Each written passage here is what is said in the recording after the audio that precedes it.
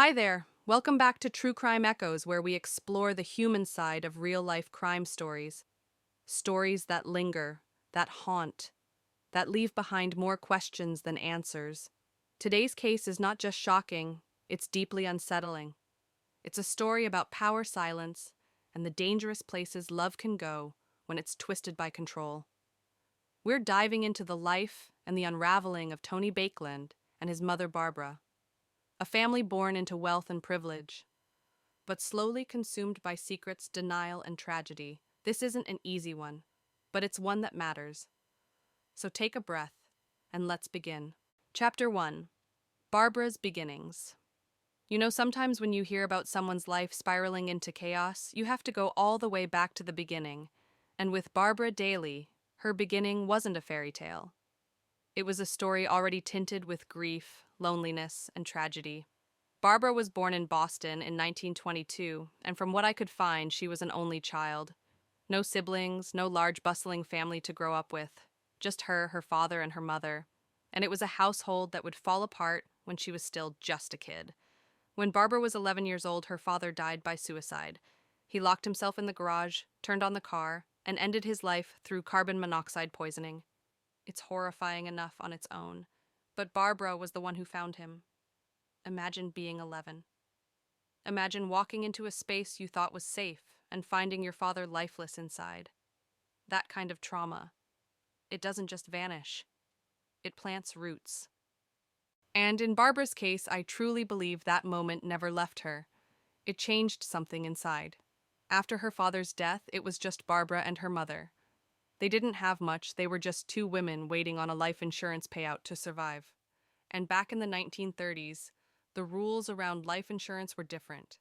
It was possible, even in cases of suicide, to receive the money.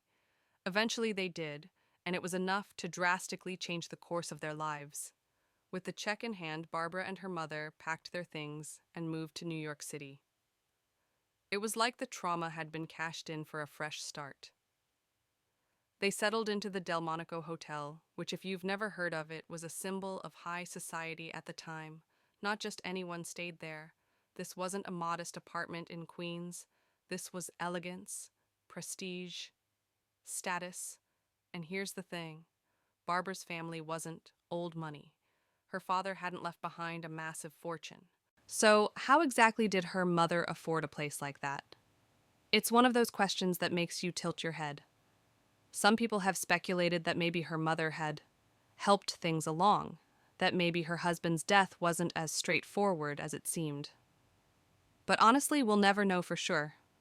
What we do know is this: the Delmonico wasn't just a place to stay. It was a stage. And Barbara She was ready to perform. Thrown into the heart of Manhattan during her teen years, Barbara quickly found herself swept into the social scene. She had beauty, undeniable camera-ready beauty, and it didn't take long before people noticed. She became a known face at parties mingled with the elite, and eventually she was named one of New York's 10 most beautiful women. That led to modeling gigs with Vogue and Harper's Bazaar. Not bad for a girl who started with tragedy. But here's the catch: behind all the glamour, Barbara was struggling deeply.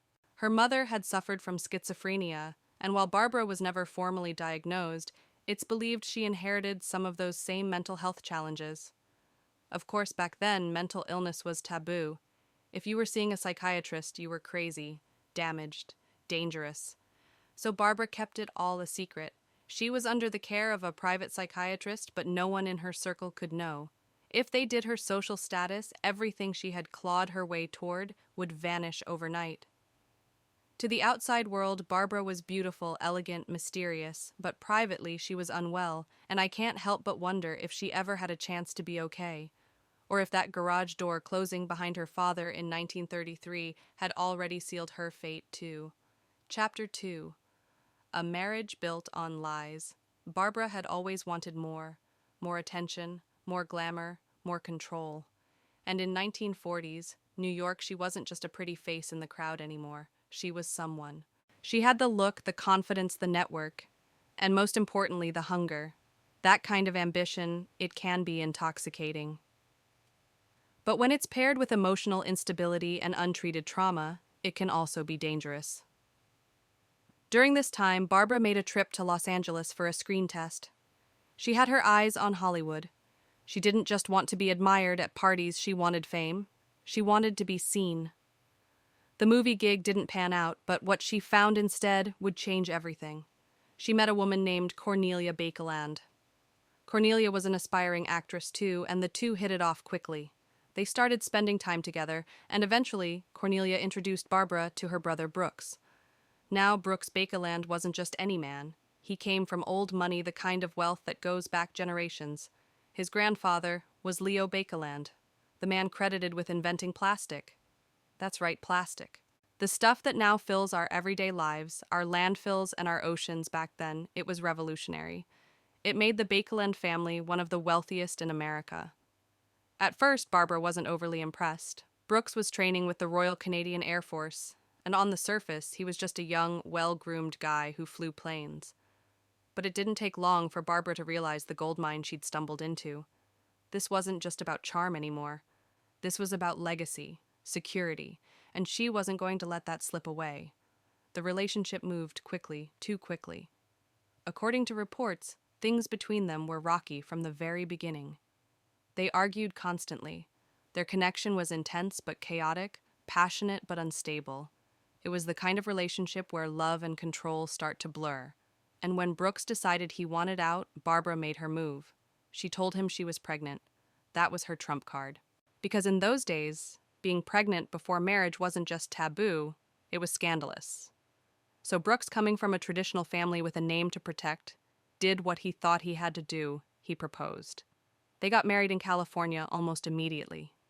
Only after the wedding did Barbara tell him the truth she wasn't pregnant. Not at all. I mean, think about that. The level of manipulation, the fear of losing status, the sheer desperation, it says everything about where Barbara's mind was. She didn't love Brooks. Not really. She loved the idea of what he represented. Wealth, power, permanence. She had secured the Baekeland name for herself, and that was all she cared about. To no one's surprise, the marriage was a disaster. But for a while, they made it look like it wasn't. They moved into a luxury apartment on the Upper East Side of Manhattan and started hosting extravagant dinner parties. Their guest lists were full of socialites, artists, and rich eccentrics. They looked like the perfect high society couple. But underneath the surface, Barbara's behavior became more and more erratic. She was drinking heavily, lashing out at people, saying things that made others uncomfortable. She had a temper, and she didn't care who was on the receiving end. People began whispering. And Brooks. He was barely around. He was having affairs, lots of them, one after another. He wasn't subtle about it either. But here's the part that matters. Somewhere in the midst of all that dysfunction, Barbara really did become pregnant. This time for real. In August of 1946, she gave birth to a baby boy, Anthony Baekeland. They called him Tony. And from the moment he was born, he was surrounded by everything but love. That's the thing about privilege. It can buy you space, it can buy you status, but it cannot buy stability. Not in a home, not in a mind. And certainly not in a family where everyone is trying to survive each other. Barbara had what she wanted, the name, the wealth, the child, but nothing in her world was healthy. And soon all of that would start to unravel. Chapter 3, A Family. Crumbling from the inside. From the outside, the Baekelands had it all: wealth, beauty, status. They traveled between luxury homes in New York, Paris, London, even Spain. They dined with aristocrats, threw glamorous parties, and lived the kind of life most people could only imagine. But behind all of that shine was rot, deep, creeping rot, and Tony, their son, was right in the center of it. Barbara, by this point, was unraveling. Her mental health had always been fragile, but now it was deteriorating fast. She was known for her outbursts, cutting cruel remarks to guests, mood swings that turned elegant dinners into chaos. People in their social circle started avoiding her. She had become unpredictable, and the truth is, Barbara wasn't just eccentric, she was broken. But no one dared to say it out loud. Brooks, on the other hand, had checked out. Emotionally, physically, he was done. He filled the void with women, lots of them. Affairs became routine. He'd disappear for days, weeks, even chasing excitement and distraction. Maybe it was guilt, maybe boredom, maybe just survival. But he wanted no part in dealing with Barbara's spiraling behavior, and certainly not with raising a child. So Tony grew up in a world of wealth, but not warmth. He had nannies, tutors, every material thing a child could ask for except connection, real connection, from either parent. Barbara wasn't maternal. She didn't want to raise Tony, she wanted to own him. He was a symbol, proof that she had won the Baekeland name, that she belonged in this high society life. But mothering him, loving him unconditionally, that just didn't seem to be in her nature. And that kind of absence, it leaves a mark. As Tony got older, the family tried to maintain appearances. They moved constantly, mostly to outrun the whispers. One summer in New York, Barbara got so drunk at a party that she humiliated herself in front of their elite guests. Not long after that, they left for Paris. New city, new crowd, new start. It was a pattern disgrace, followed by escape. But the fresh starts never fixed anything. In fact, things were only getting worse. While living in Paris in the early 1960s, Brooks met a new woman, a teenage girl. She was 15. Yes, you heard that right. 15 years old, the daughter of a British diplomat. And for some reason, this wasn't even considered scandalous at the time. Brooks fell for her hard. He told her he wanted to marry her, and then he did what Barbara had always feared: he asked for a divorce. Barbara was devastated. But this wasn't the kind of devastation that leads to heartbreak and healing. No, this was the kind that curdles into rage, into obsession. She couldn't bear the idea of being left, not by Brooks. Not for someone younger, more beautiful, more desired. So she staged a suicide attempt. She took pills not enough to actually end her life, but just enough to scare him.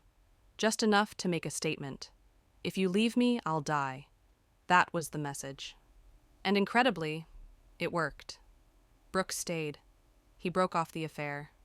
Maybe out of guilt. Maybe because he was too afraid of what Barbara would do next. But their relationship, it wasn't salvaged. It just became quieter, colder, more toxic. And in the middle of this emotional battlefield was Tony, now a teenager, quietly absorbing all the dysfunction. His parents were too wrapped up in their own drama to notice that he was struggling, and he was. Silently, deeply, and alone. The Baekelands had every privilege in the world, but they didn't have a single healthy relationship between them. Not as husband and wife, not as mother and son, not as a family. They just kept pretending, throwing parties, changing cities, rearranging the furniture while the house was burning, and somewhere in all of that chaos, Tony began to change. Chapter 4. A Son Lost in Silence. Tony Baekeland grew up in rooms filled with chandeliers, French tapestries, and voices that never really saw him. By the time he hit his late teens, the damage was already done. He had spent most of his childhood surrounded by luxury, but deprived of something far more important: a sense of self. His parents were too busy fighting each other, numbing themselves with affairs and alcohol, and maintaining the illusion of elegance to ever really know their son. So Tony did what so many ignored children do: he left. Once he turned 18, he started drifting, living here and there, mostly across Europe. And why wouldn't he? His last name was powerful, his bank account inherited. He didn't have to ask for permission or wait for approval.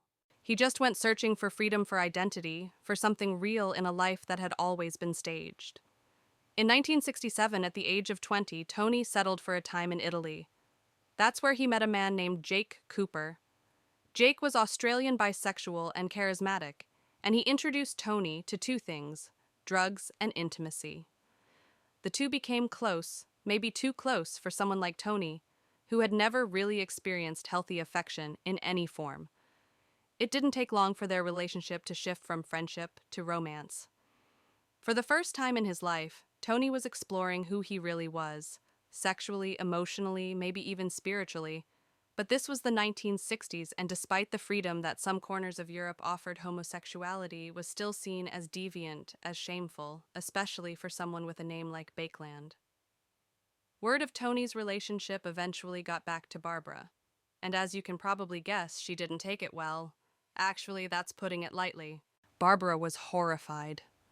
Not because her son might be struggling or confused or in need of compassion, but because in her eyes his being gay was a threat to her image. To the Baekeland name, to the pristine high society fantasy she had built around them. So she did what she always did when things didn't go her way. She stepped in. She took control. Barbara drove from Paris to Italy, stormed into Tony's life, and demanded he come home with her. And he did. Whether out of fear, guilt, or exhaustion, Tony packed up and left his life and Jake behind. Back in Paris, Barbara decided that what her son needed wasn't love or therapy, but a woman, a proper woman, someone to fix him. Because in Barbara's world, being gay wasn't a part of someone's identity, it was a sickness, a mistake that needed correcting. And in her twisted mind, she was going to correct it. She reached out to an old friend, someone who had a young Spanish daughter named Sylvie, and just like that, Barbara decided this would be Tony's girlfriend, whether he liked it or not. Sylvie moved in. The relationship was fast, awkward, and forced. Tony wasn't in love, not with Sylvie, not with any woman, but he went along with it. Maybe to please his mother, maybe because he didn't know how to say no, maybe because he was just tired. But Barbara's plan, as bizarre and invasive as it already was, would completely implode. Because not long after Sylvie joined the household, Barbara discovered that her husband Brooks was sleeping with her. That's right. Brooks, the father, had started an affair with the girl Barbara had handpicked for their son, the girl who was supposed to turn Tony straight. It's almost surreal when you say it out loud.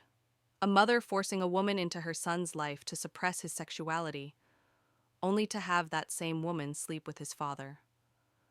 Barbara was devastated, but again not in a healthy way, not in a normal way. By 1968, the spiral had turned into a nosedive. Brooks had finally had enough. He left Barbara for good married Sylvie and never looked back. And Tony, he was done hiding. He told Barbara clearly this time, "I like men. That's who I am." But Barbara, she couldn't accept it. She refused to. And what she did next wasn't just manipulative, it was monstrous. Chapter 5. A line that should never be crossed. There are moments in every true crime story where things go from painful to almost unimaginable. And for me, this is that moment in the Baekeland case.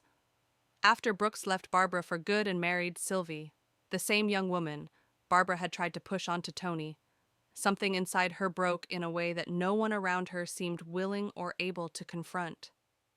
She became increasingly fixated on Tony, not as a son to nurture, but as a problem to solve.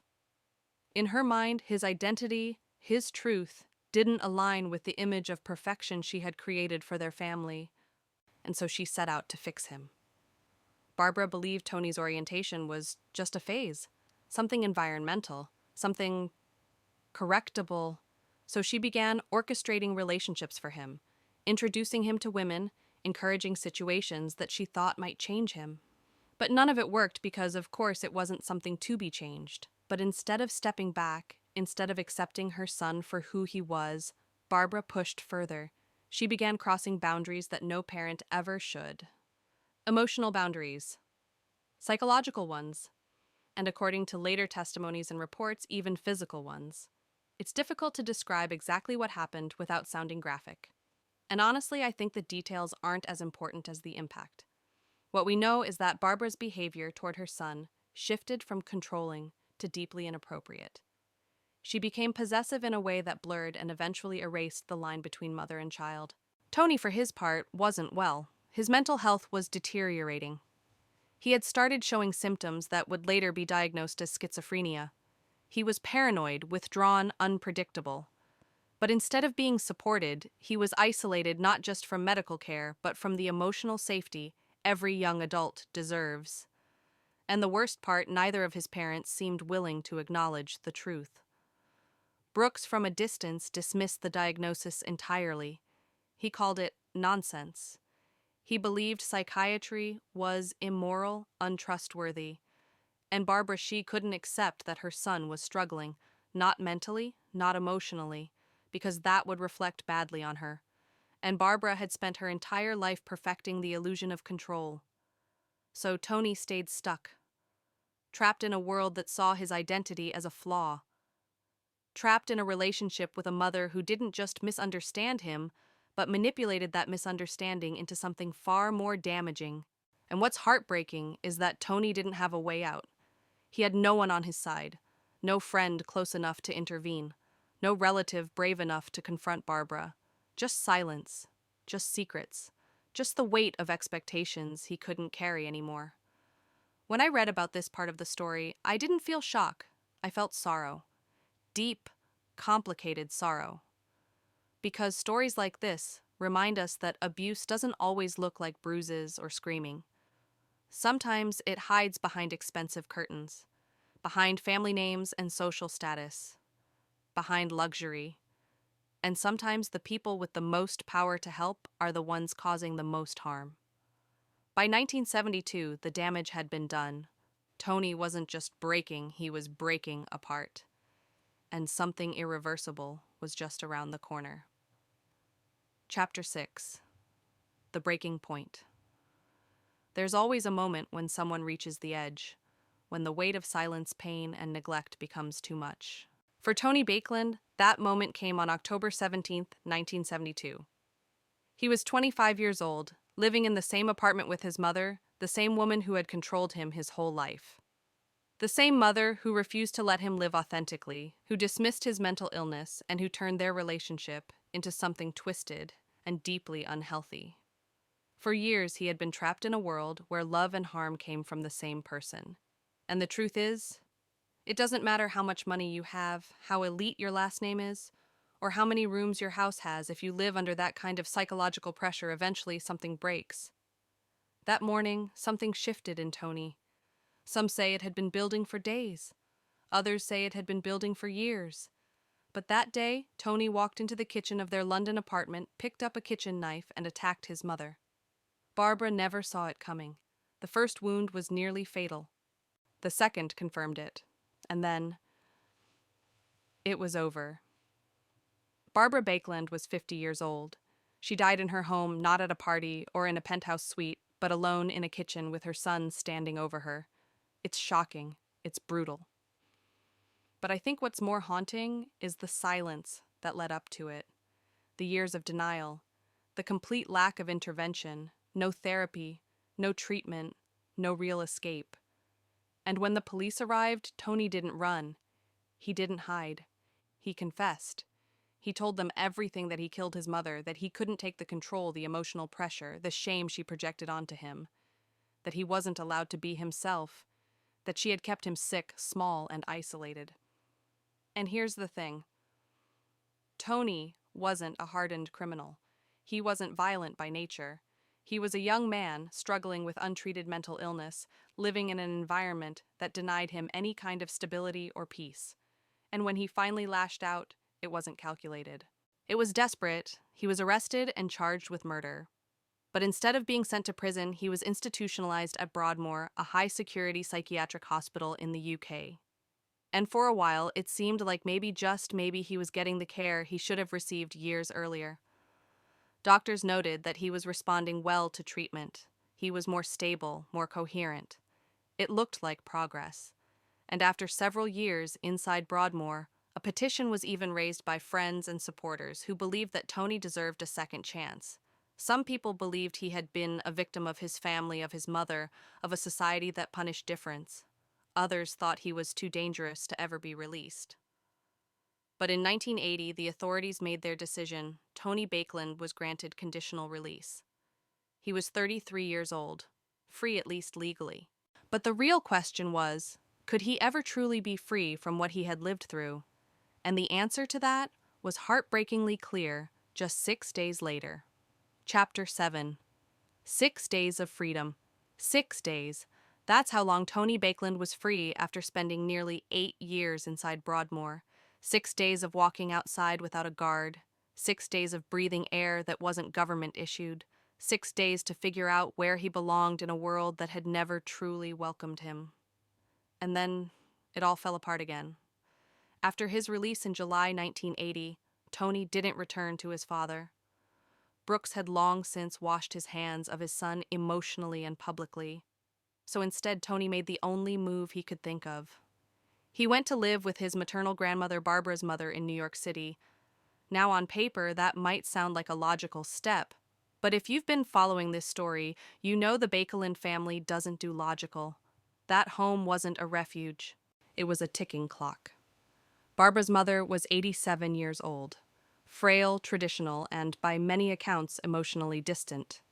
She had never believed that Barbara could do any wrong, and even after Tony's confession, even after his institutionalization, she reportedly refused to believe that Barbara had ever mistreated her son. Worse than that, she didn't accept Tony for who he was, not his mental health struggles, not his identity, not the trauma he had carried since childhood. To her, he was just broken, damaged, a shameful echo of a daughter she had put on a pedestal. Living in that apartment must have felt like time, folding in on itself the same judgment, the same silencing, just wearing a different face. And 6 days after he arrived, it exploded. On July 27, 1980, Tony attacked his grandmother. He stabbed her multiple times with a kitchen knife and fractured several of her bones. Miraculously, she survived. But the message was chillingly clear: Tony had not been okay. He hadn't been safe. And maybe he hadn't been ready to be free. He was arrested again, this time by the NYPD, and charged with attempted murder. This time he wasn't sent back to a psychiatric hospital. He was sent to Rikers Island to await trial. Now, Rikers is not a place for healing. It's not a place for nuance or compassion. It's cold, harsh, and often violent, a warehouse for those society doesn't know what to do with. And for someone like Tony, whose mind had never fully recovered, it must have been unbearable. He waited there for months, and during that time he reportedly believed he'd be granted bail. That someone, anyone, would see him for more than his crimes, that he'd be given a real chance to rebuild. But that hope crumbled when there was a delay in transferring his medical records from the UK. Without them, the court couldn't process his case. No bail, no progress, just more waiting. And on March 20th, 1981, the day of what was supposed to be his next hearing, Tony gave up. He returned to his cell, placed a plastic bag over his head, and ended his life. He was 33 years old. Now some people have questioned that ending. There are rumors that Tony didn't kill himself, that he may have been silenced or targeted or driven to it by abuse within the system. But no real evidence has ever come forward to support those claims. What we do know is this: Tony Baekeland lived and died in the shadow of silence. Silence from his family, silence from society, silence from the people who should have stepped in years before that first knife was ever picked up. And honestly, I don't think this was just a story about murder. It was a story about a family that refused to face the truth about mental illness, about identity, about the generational damage that comes when appearance matters more than reality. Tony's story didn't end with a verdict or justice. It ended the way so many tragic stories do, with a final act of desperation and a world that just kept moving on. Chapter 8: Echoes That Still Haunt. Looking back on the Baekeland story, it's hard not to feel completely gutted. Not just because of the violence, though, yes, that was horrific, but because everything about this story feels like it could have been prevented. Over and over again there were chances, opportunities for someone to step in, to intervene, to say, "This isn't okay." But no one did. Not when Barbara was unraveling mentally. Not when Tony started showing signs of serious illness. Not when boundaries between mother and son became dangerously blurred. Not even after the first act of violence. There's something especially tragic about that, the way this family, for all its wealth and privilege, was completely unequipped to deal with the very real human problems right in front of them. Mental illness, identity, control, shame, generational silence. This story has often been compared to others, like Gypsy Rose Blanchard, a young person trapped in a web of abuse, ultimately doing the unthinkable to escape. And while the circumstances are very different, the pattern feels disturbingly familiar: a life lived under domination, and an end brought on by desperation. But the difference here is that Tony never got to tell his story on his own terms. He never made it to the other side. There was no courtroom reveal, no media redemption arc. Just institutional walls, a plastic bag, and a legacy no one wanted to claim. What makes this story hit even harder is how quietly it faded. It's not a household case. It's not taught in schools or re-examined in documentaries every few years. And yet it holds so many lessons about what happens when families protect their image instead of their children. When mental illness is buried instead of treated. When silence becomes a way of life. I've thought a lot about Tony while writing this. About what he might have been if someone had simply believed him, listened, protected him, given him the support he needed before everything fractured. Would he still be alive? Would any of this have happened if love hadn't been so conditional in their home? I don't have the answers. Maybe no one does. But what I do know is this: when people are denied the right to be fully themselves, when their identity, their emotions, their pain is erased, something breaks. And if no one helps pick up the pieces that break, can turn into something far worse. Tony Baekeland wasn't a monster. He was a product of silence, of generations of people refusing to look inward, and that silence cost 2 lives, maybe more. This story is sad, it's complicated, it's uncomfortable, but it's also real. And I think the least we can do is remember it. Chapter 9. What We're Left With. After telling a story like this one, so tangled, so disturbing, and so deeply human, I always ask myself, what are we supposed to take away from it? What's the lesson hiding underneath the chaos? Because Barbara and Tony Baekeland weren't just headlines. They weren't characters in a dark drama. They were real people, flawed, deeply damaged people. And while it's easy to label what happened as a wealthy family tragedy, I think that would be a disservice to the complexity of it all. This wasn't just about money or madness. It was about control masquerading as love, about expectations smothering authenticity, about mental illness left untreated for so long it became indistinguishable from identity. And maybe most of all, it was about what happens when no one steps in. There were so many warning signs, so many small, quiet red flags that were ignored because they were inconvenient or uncomfortable, or not the kind of thing polite society wanted to talk about. And I can't stop thinking about how familiar that sounds. How many families, even outside of the headlines, operate under that same kind of silence? How many people are hurting behind closed doors, performing normalcy, protecting reputations instead of people? I also think about how quickly we as a culture dismiss stories like Tony's. The moment a murder happens, the narrative shifts. The victim becomes the villain. The context gets erased. And yes, what Tony did was horrifying. It was irreversible.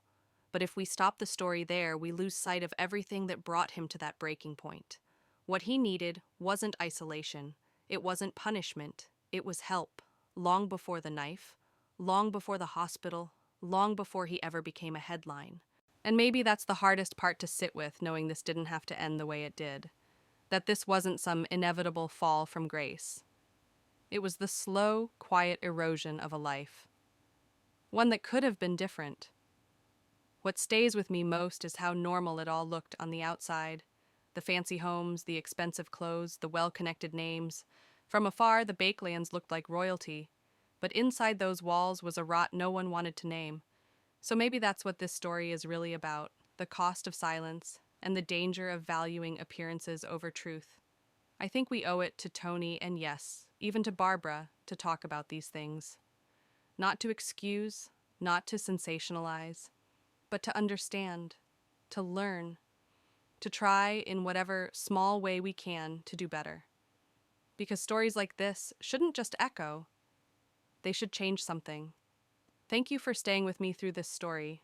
I know it wasn't an easy one to hear, and it definitely wasn't easy to tell. The Baekeland case is a chilling reminder that not all violence begins with rage. Sometimes it begins with silence, with denial, with people turning away when they should be paying attention. If this story resonated with you or made you think, I'd love to hear your thoughts in the comments. What do you believe could have changed this outcome? Was Tony a victim, a perpetrator, or both? And, as always, if you found this episode meaningful, please consider subscribing to True Crime Echoes. We explore stories not for the shock value, but to reflect on the lives beneath the headlines, the lives that still echo. Until next time, stay safe and take care of each other.